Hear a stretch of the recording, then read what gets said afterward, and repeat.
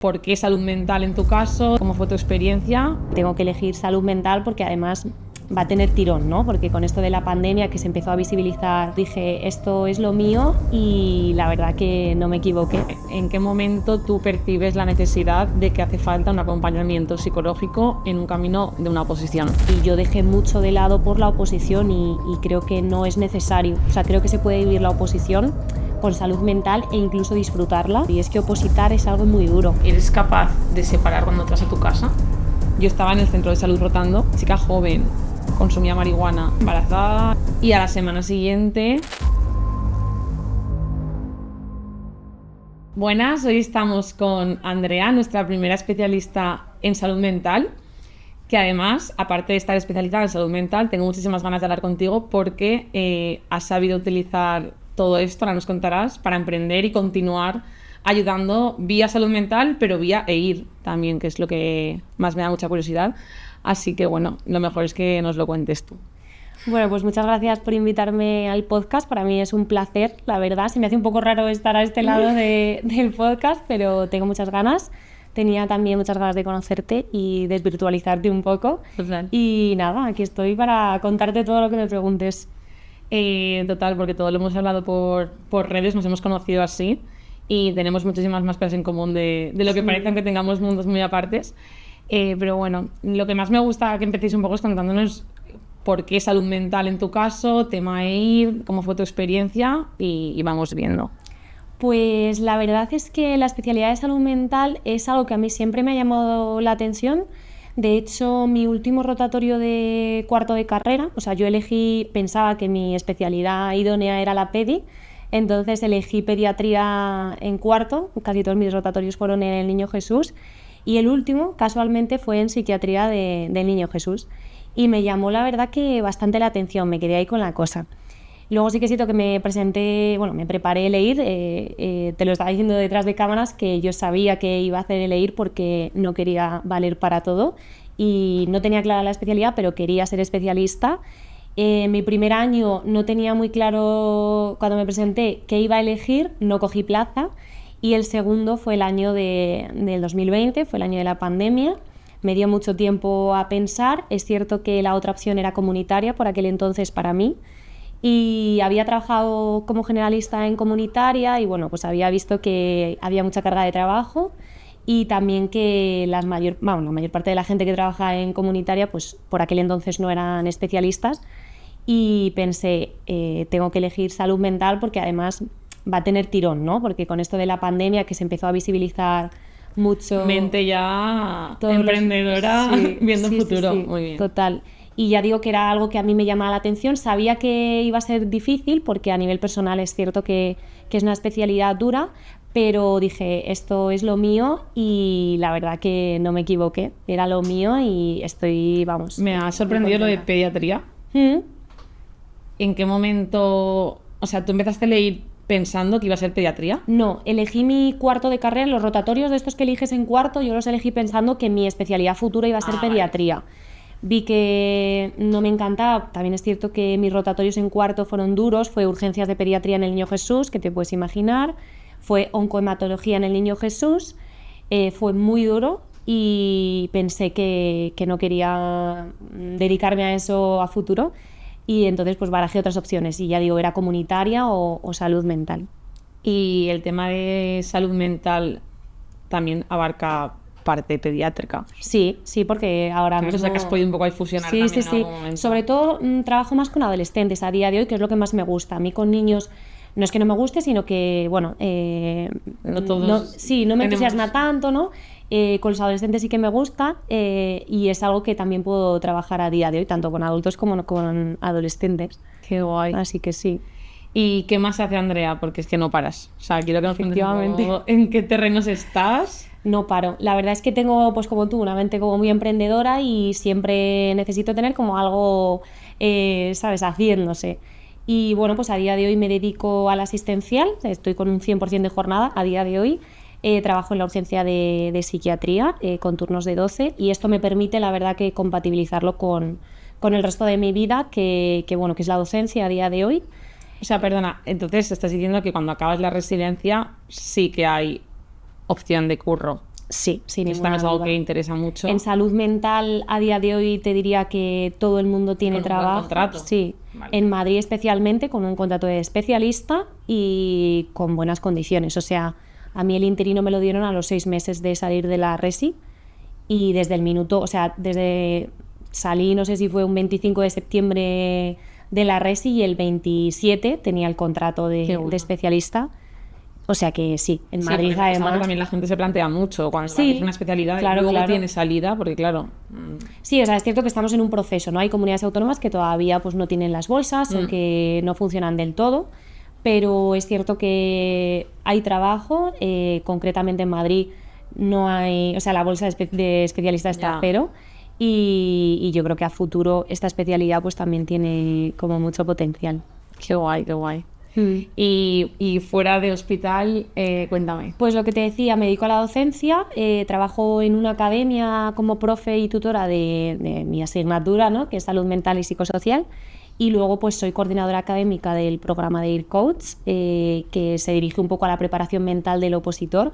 Yo siempre digo que es el programa que a mí me hubiera gustado tener en mis manos cuando yo oposité.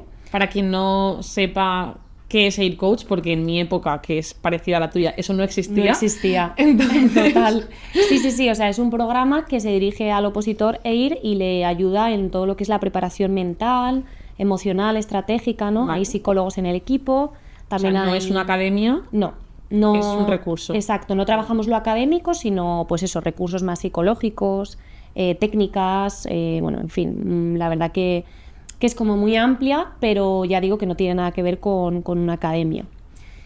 Y bueno, pues además de eso, pues divulgo. Desde cuando fui R1 me abrí un perfil, si quieres luego hablamos también de eso. Divulgo en redes sociales y emprendo, tengo un podcast de emprendimiento en salud.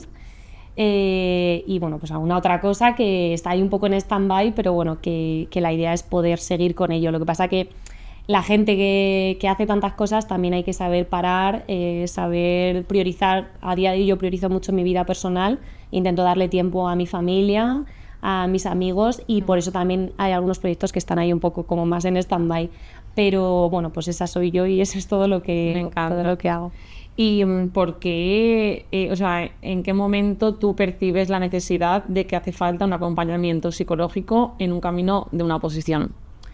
Pues porque yo lo necesite.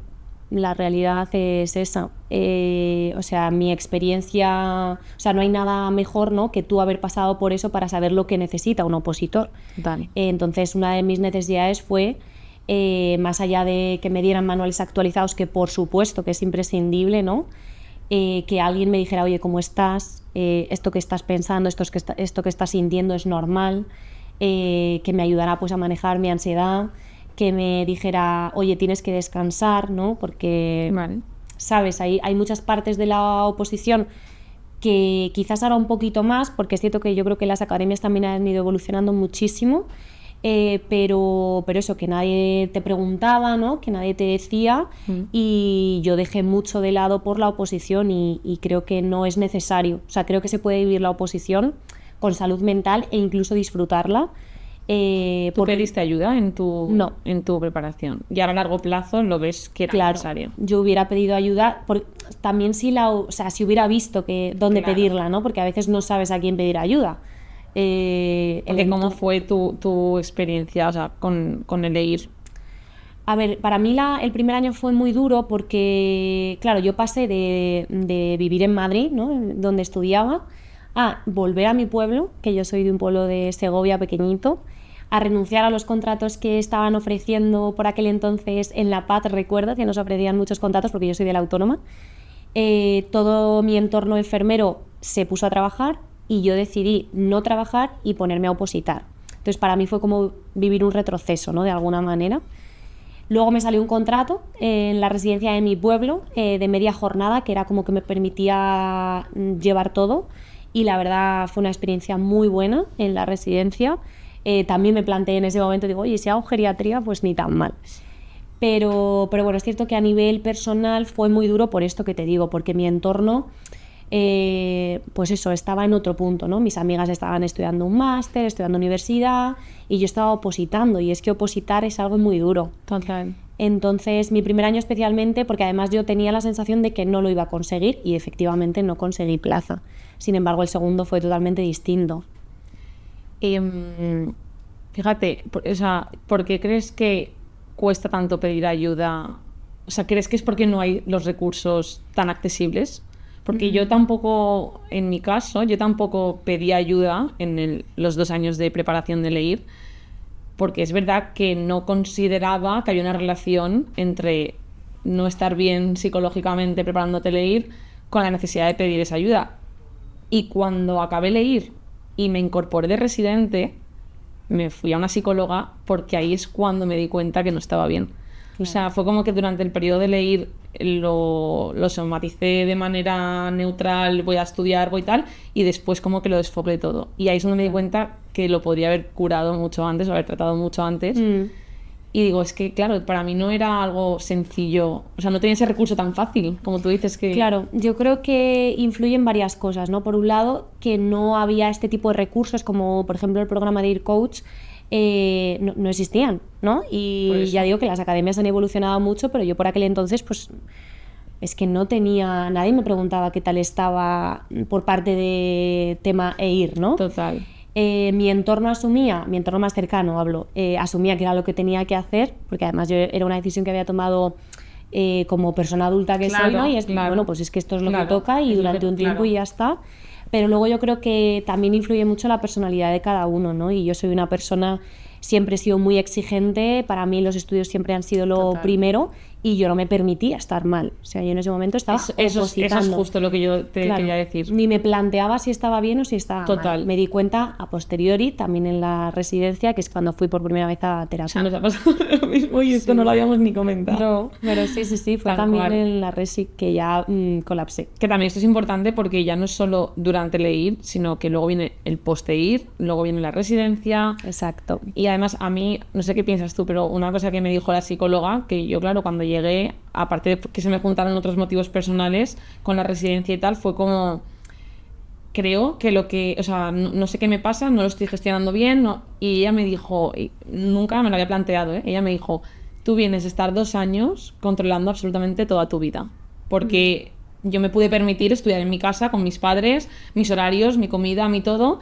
y no trabajar. Entonces yo gestionaba cuándo quería comer, cuándo quería estudiar, cuándo no quería estudiar y cuándo quería dormir, etcétera.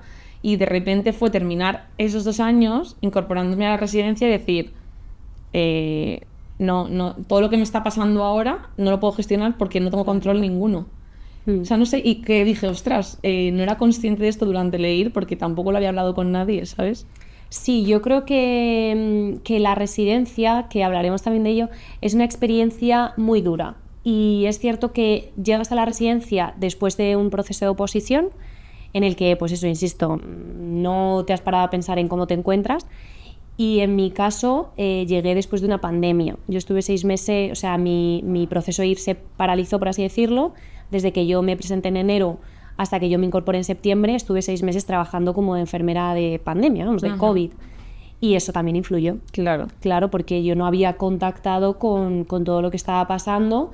Al final es cierto que cualquiera que haya vivido la pandemia desde dentro, por supervivencia, no contactas con lo que está pasando y tú tienes que ir a trabajar. Y tú tienes que verlo, pero ya digo, desde dentro, desde el ayudar y desde el cuidar. Entonces yo creo que eso también influyó mucho en mi experiencia, ¿no? en la resi, además de la especialidad que yo había elegido. ¿Te pasó un poco esa sensación como de pérdida de control? De decir... Sí, de pérdida de control y de que nadie me entendía. O sea, es como que yo intentaba, ¿no? Me entendía mi coR, que tuve muchísima suerte, la verdad, porque vivimos las dos un proceso como muy acompañadas, fuimos a terapia juntas. Anda. Nunca habíamos ido, sí, o sea, cada una a sus sesiones, sí, vale. Pero como que tomamos la decisión de ir al paso juntas. Y venga, vas tú, voy yo, que lo necesitamos, ¿no? Pero no me sentía comprendida, ya digo, ni por mi entorno, ni por personal, ni profesional, ni por nadie. Y la verdad que fue muy duro, hasta que llegué a la psicóloga y claro, me entendí. Y compaginar encima, no lo sé si te pasa, pero tú que sabes un montón de salud mental, es como que te autoanalizarás también. ¿no? Sí, sí, que... o sea, me ha ayudado mucho a conocerme, ¿no? Es cierto que, claro, tiendo a autoanalizar, igual no tanto a mí, sino a la gente con la que me relaciono, ¿no? Que eso tampoco lo veo como tan positivo, te diré, porque a veces te rayas demasiado. Pero sí que me ha ayudado mucho a conocerme y eso sí que creo que ha sido muy bueno porque he visto cosas de mí que a lo mejor no me gustaban tanto y que he querido cambiar y he conseguido cambiar y trabajar a lo largo del tiempo.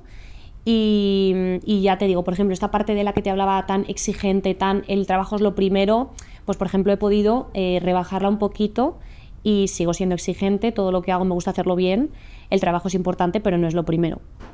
Lo primero soy yo y mi vida personal. ¿Y cómo te ha sorprendido la especialidad de salud mental? Pues la verdad que me ha sorprendido muy gratamente porque es cierto que la gente no sabe lo que es la salud mental, no sabe lo que es esta especialidad. Psiquiatría es mucho más que una planta, ¿sabes? Y ya digo, los alumnos que rotan por psiquiatría van a la planta, no van a unas consultas, no van a programas específicos de prevención de suicidio, de TEA, no van a cosas muy chulas que se hacen, que realmente forman parte de la especialidad. De hecho, yo digo que no lo más feo, pero sí donde menos posibilidad de trabajo a nivel terapéutico con el paciente realmente es en una planta, porque es cuando el paciente peor está a nivel psicopatológico y donde menos puede mejorar, ¿no? Pero, por ejemplo, en una consulta que tú ves a un paciente durante años, a él, a su familia, conoces su casa, o durante meses en un hospital, por ejemplo, de tarde, claro, ahí sí que puedes ver tú mucho más tu trabajo, ¿no? Y como que el paciente mejora. En la planta es cierto que es mucho más protocolizado todo, mucha norma y situaciones desagradables, ¿no? Yo que trabajo en la urgencia de psiquiatría, pues todavía peor. Pero... ¿Tienes algo que quieres contarnos, algún ejemplo o algo que aprovechar para darle visibilidad? Bueno, yo creo que, o sea, cualquier profesional que haya pasado por una urgencia sabe situaciones que se viven, sobre todo con el paciente psiquiátrico, que no me gusta llamarle así paciente psiquiátrico porque es algo muy estigmatizante. Pero bueno, con el paciente que está a cargo de psiquiatría, ¿no? Está demostrado que los pacientes que están a nuestro cargo a nivel orgánico no se tratan igual, porque muchas veces, ya digo, no se les hace el mismo caso, por así decirlo, ¿no? O lo típico de eres un pesado, ¿no? Me estás diciendo síntomas, pero eres un pesado y estás a cargo de psiqui, así que no es tan importante, ¿no? Y luego yo creo que todo esto viene del desconocimiento, ¿no? El estigma viene del desconocimiento realmente, porque yo creo que los profesionales se ponen a veces tan nerviosos con nuestros pacientes porque no saben qué hacer, no saben cómo ayudarles. Entonces, aquel que no sepa, que busque informarse, ¿no? Porque nosotros además ofrecemos en nuestro hospital ofrecemos cursos, ofrecemos muchísimos recursos para que se sepa cómo actuar, ¿no? Y ya digo, no en una agitación, sino en una crisis de ansiedad que puede tener cualquier persona. O sea, incluso nosotros vivimos con ansiedad en algún momento de nuestra vida, es lo normal. O sea, es algo que... ¿Tú tienes la capacidad de aplicarte a ti en este tipo de casos lo que aprendes? Sí, o sea, sí que es cierto que, claro, la cuestión es que no llego a lo mejor a descontrolar, por así decirlo, tanto, ¿no? Porque yo me gestiono como todos los días y me gestiono y estoy como más en un equilibrio, por así decirlo. Pero eres muy consciente, claro, de dónde está el límite. Sobre todo he aprendido a tener conciencia de mis emociones y de cómo me encuentro. Y esto es algo que antes yo no me paraba a pensar cómo estaba. Es que me parece que es algo que tendría que saber hacer todo el mundo. Y que nadie te para, o sea, cuando te preguntan qué tal, ¿no? Lo típico, bien. Igual no estás bien, ¿sabes? Y no pasa nada. O qué emociones sientes. Esto es una de las cosas que primero me dijo la psicóloga en terapia. ¿Qué emociones sientes? Y yo no sabía qué decir. O sea, yo no sabía qué estaba sintiendo. Entonces me dio una lista de emociones y entonces fui identificando. Claro, a día de hoy no necesito la lista, pero es que hay mucha gente que no sabe qué siente. Uno sabe expresar, o sea, ponerle nombre. Claro, o mis pacientes, ¿qué tal estás? Mal. Ya, pero ¿qué es mal? Dime emociones. Sientes enfado, sientes rabia y vamos a ir viendo qué está pasando, ¿no? Y a toda esta gente que está en proceso de oposición, que tienes unos altibajos tremendos, que todos los hemos pasado, más o menos graves. ¿Hay algo en concreto que quieras hacer un point ahí y decir, pues te puedo dar este tip o te puedo ayudar a reconocer de esta manera? No sé, ¿qué les podrías decir? Lo primero es que no se traten mal, porque cuando estás en ese proceso yo creo que te exiges tanto que no te permites reconocer que te sientes enfadado, que no tienes ganas, que lo quieres dejar, ¿sabes? Esas cosas. Entonces no te sientas mal porque eso forma parte del proceso, la incertidumbre, la ansiedad, el enfado, la rabia, todo eso. Sentir eso es normal. Sentir eso es normal, forma parte del proceso. Entonces lo que antes les diría es eso. Y si les tengo que dar algún consejo es que identifiquen emociones a lo largo de sus días, porque creo que es importante saber un poco cómo te encuentras y eso repercute de forma directa en el rendimiento, o sea, no hay ninguna duda. Y si tú eres consciente de que un día has estado pues de bajón porque has tenido una discusión con tu pareja o por lo que sea y no has podido rendir, si entiendes eso, entiendes esa relación, no te vas a sentir mal, ¿sabes? Vale. Es como, vale, no me voy a sentir culpable porque, jolín, es normal que esté mal, igual no puedo rendir tanto hoy, ya rendiré mañana. Y ¿tú eres capaz de separar cuando entras en tu casa? La verdad es que sí soy capaz y demasiado. O sea, quiero decir... Porque está muy ligado con la empatía, ¿eso? ¿O cómo lo verbalizáis vosotros? Yo creo que cuando entro en el hospital soy Andrea enfermera y ahí te pones la barrera, es como con el COVID. Te pones la barrera, ¿no? Porque yo lidio a diario con problemas de suicidio, de gente que se quiere morir, de cosas muy fuertes. Entonces... Que hoy has hecho un vídeo. Sí. Lo he visto. Bueno, esto se publicará otro día. Sí. Pero hoy se está grabando el día que es... el Día Mundial de la Salud Mental de los Adolescentes. Y claro, yo lidio todos estos... Has hablado del suicidio y todo esto. Sí, porque es la primera causa de muerte no accidental en este grupo etario. Entonces, claro, yo lidio a día con estas cosas y es cierto que si dejo que me afecten, entonces no viviría. Ya. Entonces es cierto que yo creo que los profesionales que trabajamos en este ámbito y también en otros, porque al final sí. Cualquier sanitario lidia con enfermedad, con muerte, ¿no? Y todo esto. Que eso no quiere decir que no seas empática y que no... Exacto, ¿no? Yo en el momento empatizo con él y le brindo los cuidados que realmente necesita. Lo que no permito es que eso me afecte a mí a nivel personal. ¿Alguna vez me afecta? Sí. Ya, alguna vez me voy removida, pero la mayoría de días no. No, porque ya digo, pongo esa barrera y me digo a mí misma, no te puede afectar esto cada día de tu vida, porque es que entonces, insisto, no vivo, no podría trabajar de lo que trabajo. ¿Y percibes también muchos progresos? O sea, de ese acompañamiento continuo con este tipo de pacientes, esas asesorías y esos, no sé, esas experiencias que compartiréis, que es que yo no las conozco porque no he estado nunca ahí. ¿Palpas un progreso real en este tipo de pacientes? ¿En el paciente? Sí. Claro, desde mi perspectiva de la urgencia es difícil palpar el progreso, porque claro, yo al final recibo al paciente cuando peor está, pero soy consciente de que lo hay, porque lo he visto, sobre todo durante mi residencia, que al final rotamos por todos los recursos, ¿no? Yo sé cuando el paciente está más agudo, es cuando está en la planta o en la urgencia, que es como mi ámbito. Yo hago noches también en la planta, con lo cual veo al paciente ahí, pero también le he visto en consultas, también le he visto en un hospital de tarde, y es cierto que sé que el paciente progresa y que sé que el tratamiento es necesario, la terapia es necesaria y el acompañamiento por parte de enfermería a nivel de hábitos, a nivel de psicoeducación, es muy beneficioso para el paciente. Y con una enfermería que esté especializada, claro, en eso. Total, que sepa lo que tiene. Eso me imagino ahí, me desbordo. Claro. Sobre todo empatizo de que me da pena de no poder estar a la altura de una situación con un paciente que requiera X... Te sientes perdida, o sea, al igual que yo me sentiría con una mujer que va a parir, porque digo, ¿qué hago yo en este...? Claro, es que yo no sé hacer nada, entonces... Pero es una buena manera de reivindicar que efectivamente sí que hace falta. Claro que sí. Unos años de especializarse en concreto, como me estabas diciendo antes fuera de cámaras, es que acabas muy especializada. Joder, es que acabas muy especializada. Claro, porque luego, al final, dentro de cada especialidad hay más especialidades, ¿no? Yo, por ejemplo, ahora soy como la referente de mi hospital de la urgencia de psiquiatría, ¿no? Pero yo podría estar, lo que te digo, pues o bien en consultas, o bien en un programa de prevención del suicidio, o bien en una consulta de TCA, de TEA. O sea, hay muchas formas de especializarse. Entonces, yo sé manejar muy bien todo lo que tiene que ver con la urgencia de psiquiatría, pero tengo compañeras que manejan muy bien, ya digo, TCAs, TEAs. y no por hablar de patología, sino las necesidades que tienen este tipo de personas con estos problemas. Jolín, qué interesante. Es que me encantaría que me contaras mil cosas. Es que es un mundo muy interesante, lo que pasa es que la gente no lo conoce, ¿sabes? Solo ve la parte fea esta que me decías de vi las habitaciones y dije no quiero trabajar. Esa es la parte que ve la gente, ¿no? Y es la parte más fea. Es verdad que existe, pero es la parte más fea. Pero es que existe también. Al igual que, ya lo he contado alguna vez, yo trabajé en paliativos de onco y también es feo entrar a ver un paciente oncológico que se está yendo. O sea, no es bonito.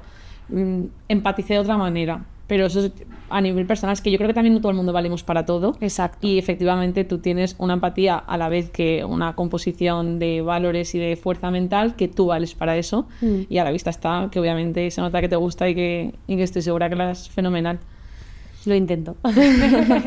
Y también que... es cierto que, o sea, que esto es un proceso, porque yo al principio, pues eso, no, por ejemplo, el tema de la urgencia me costaba más porque yo necesitaba a lo mejor como conocer a la persona para poder ayudarle, para poder saber dónde ir, ¿no? Yo me acuerdo cuando era résime y hacía las guardias en la urgencia, que yo antes de entrar a ver a un paciente necesitaba leer algo suyo de la historia clínica, porque era como, ¿qué le digo? ¿Sabes? En plan, ¿cómo improviso? Y sin embargo ahora no tengo ningún tipo de problema, claro, llevo 3 años haciendo esto. Claro. Entonces, mis habilidades también han mejorado, ¿no? Pero eso también me lo ha dado sobre todo la visión holística que da una residencia. Ya digo que yo sé que, bueno, yo trabajo con generalistas, estamos también en salud mental en un proceso de transición, y aquí abro melón, pero no me importa, en el que trabajamos generalistas con especialistas, y no es que haga distinción, no quiero decir que unas son mejores que otras, ni muchísimo menos, pero unas tienen la visión holística de por dónde pasa el paciente en función del estadio en el que está, y otras no. Claro. Otras tienen años de experiencia que también tienen mucho valor, pero no tienen estos conocimientos, estas habilidades. Y luego también la residencia, más allá de lo asistencial, tiene una formación de investigación, tiene una formación docente, y eso no lo tienen todas las enfermeras. Y es una realidad. Y ya digo que yo trabajo con ellas y aprendo mucho de ellas, porque además yo fui la primera promoción de mi hospital, de EIRES de salud mental. Y claro, muchas de las que me enseñaron eran generalistas. Pero claro, esto marca la diferencia, ¿sabes? Esto pues sí que marca la diferencia. Ahora que has dicho la visión holística, es algo que yo empatizo mucho con mi mundo de matrona. O sea, porque yo no sé si lo sabes, pero matrona en España tienes que hacer ley, pero en otros países es una carrera completamente independiente a enfermería. Y yo, cuando no lo conseguía la primera vez tal, yo digo, o vea a la gente que se va y lo respeto y súper válido, obviamente, pero yo, que puedo hablar de lo que sé, que es que soy enfermera y soy matrona, la visión holística que a mí me ha dado ser enfermera, Claro. Yo no sé si en otros países eso lo tienen, pero lo que a mí me ha hecho la enfermería como persona y como profesional para luego aplicarlo en mujeres que para mí ya no son pacientes, son gestantes, porque estamos hablando de otro tipo de perfil, esa visión holística es muy necesaria también. Claro, sí, yo creo que tiene que haber una base, ¿no? Común, y que no por especializarte dejas de ser lo otro. Quiero decir, yo cuando un paciente mío tiene un problema orgánico, yo también tengo que saber actuar ante él, ¿no? Que es lo que dicen, necesitáis generalistas en la planta para cuando la cosa se complica. O no, porque yo no dejo de ser generalista. O sea, yo podría estar trabajando de generalista perfectamente si quisiera. Total. ¿Sabes? Entonces, yo creo que no hay nada como también tener una base establecida y luego, por supuesto, irte especializando en un área concreto. O sea, no puedes saber de todo. Tienes que saber mucho de algo, y eso es una realidad. Me encanta. O sea, que lo recomiendas a quien lo tenga claro y a quien no también. Sí. Yo creo que la salud mental es una especialidad que te cambia como persona. Es decir, si no sabes lo que quieres hacer, o sea, salud mental es una buena opción a nivel personal, ¿eh? Vale. Igual luego no te quieres dedicar a ello, pero a nivel personal es que te cambia. Wow. Te cambia mucho. Y más con nuestra generación, que cada vez se nos está poniendo más interés en todo esto, y lo que venga ahora, para adaptarnos a todo lo que venga ahora, yo creo que es súper, súper relevante. Y que por suerte se le está dando ya importancia y foco al cuidado mental. Exacto. No hace falta tener una patología, ni, ¿verdad? O sea... Sí, también cuidado con esto, porque tendemos ahora a patologizar. Es que yo no, perdona. No, tranquila. No, o sea, si yo, por ejemplo, el tema de terapia, recomiendo a cualquier persona que siente que lo necesita, que vaya, ¿sabes? Me parece súper positivo, porque es un proceso en el que tú te conoces, identificas cómo te sientes, cómo eres, cambias cosas, o sea, es muy positivo. Pero que ahora venga a un hospital, porque claro, lo veo mucho en mi práctica diaria, una persona que tiene ansiedad o que lleva con ansiedad 3 días, y viene a la urgencia de un hospital, ¿sabes? Tendemos ahora a patologizar cosas que son normales. Okay. Que te viene un niño, mi hijo está mal, te viene una madre, mi hijo está mal porque es que le ha dejado la novia. Claro, es que tiene que estar mal. Claro, lo que hablabas antes, que la ansiedad es una emoción... Exacto, inevitable, inherente a la vida. De Exacto. algo ocurrido. O un duelo. Se muere alguien de tu familia. Es normal que estés mal. Tienes que pasar por eso, o sea... Lo que pasa es que luego se haga patológico. Exacto. Pero... Luego, a lo mejor, que sigan el tiempo mucho y tal, vale, sí, ahí es patológico. Pero el duelo es algo funcional, es un cambio funcional de tu vida y tienes que sentirlo mal. O cuando uno no aprueba la oposición, estoy mal, normal. Total. Pero es que qué importante es una guía ahí que te explica esto. Que para ti igual lo tienes más interiorizado porque es más normal. Claro. Pero para la gente que no tenemos ni idea de estas cosas, yo pasé un duelo que me acompañó la psicóloga, obviamente, y cuando yo le decía, es que, pues eso, es que tengo pensamientos tristes o me pongo de repente triste y tal, ella me decía, es que no estás dando 2 pasos atrás, es que estás pasando el duelo, o sea, claro. Es que no pienses que sentir esto y transitarlo es retroceder, es simplemente, pero hasta con el leer, o sea, me refiero, es que para mí no sacarme el leer fue un duelo, claro. O sea, y volver a presentarme, al igual que mucha gente, y sé cuando me lo escriben porque empatizan, porque pasa lo mismo, sienten lo mismo, entonces... eso, que esas tristezas a veces es como que las queremos evitar, pero es que hay que vivirlas, ¿no? Porque es parte de... Yo creo que las emociones desagradables, ¿no? Que antes como es que se hablaba mucho de emociones positivas, negativas, ahora intentamos hablar más de agradables, desagradables, ¿no? Porque el enfado es una emoción desagradable, pero tiene su funcionalidad, con lo cual no es negativa, sino que tiene una función, ¿no? Entonces, sentir estas emociones desagradables no es agradable para nadie, pero es necesario, porque forma parte de la vida. O sea, si se muere alguien de tu familia, ¿cómo no te vas a sentir triste?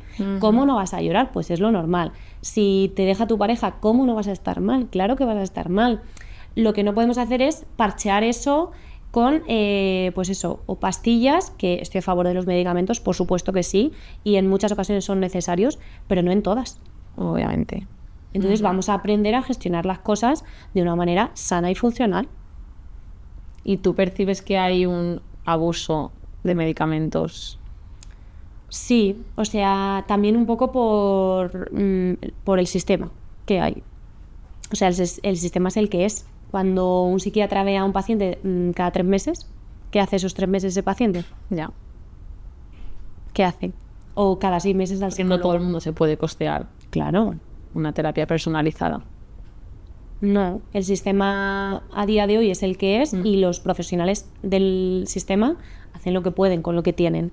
Entonces los medicamentos, pues sí, que ojalá no hubiera tantos, sí, pero es que es lo que el sistema permite a día de hoy.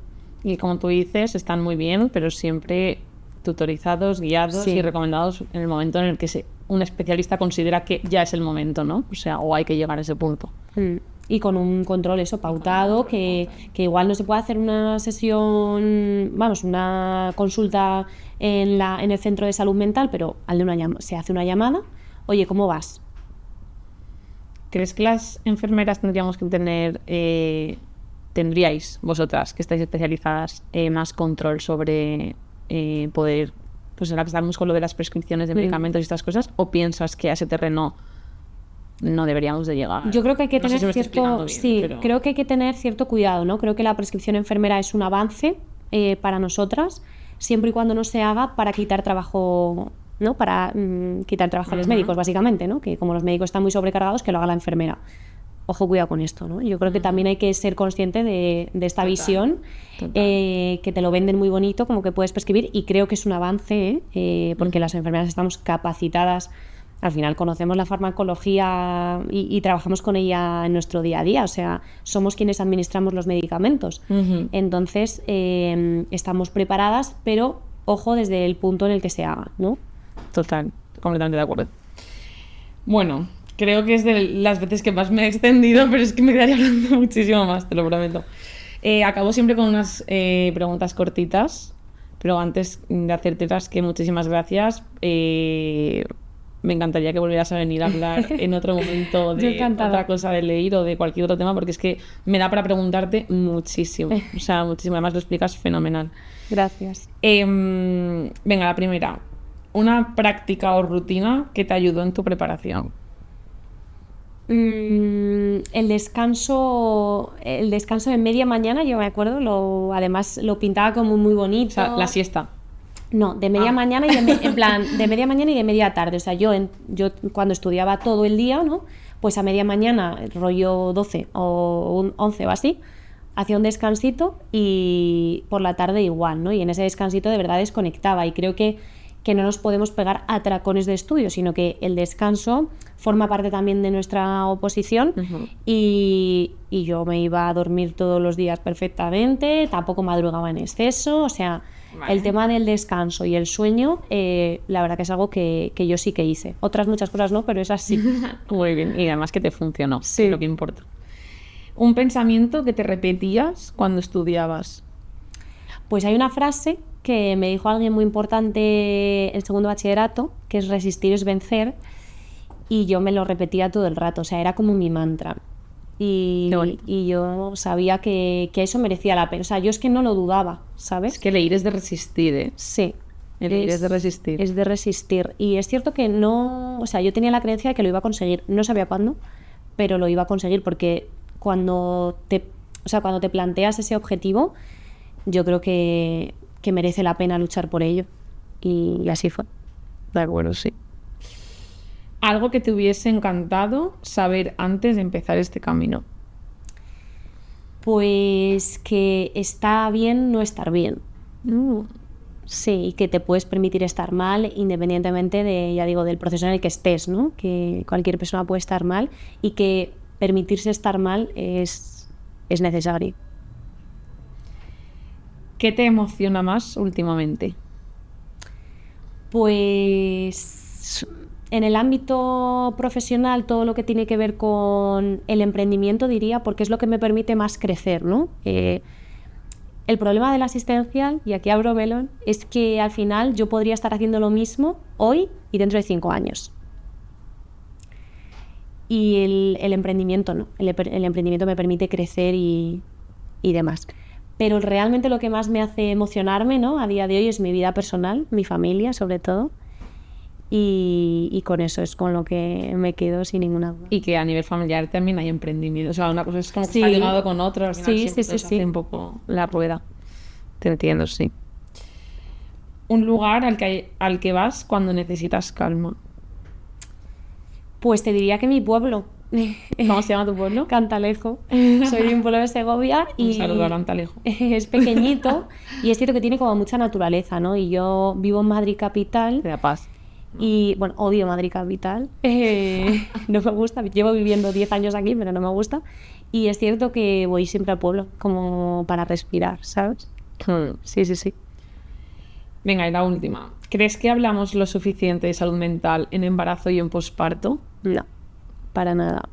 Y de hecho, la parte perinatal, que es uno de los rotatorios que... Yo tampoco lo creo, ¿eh? Nadie me lo ha preguntado, te lo pregunto a ti. Pero yo te la he hecho porque pienso lo mismo. No, y esto, ojo, que puede ser una idea para trabajar.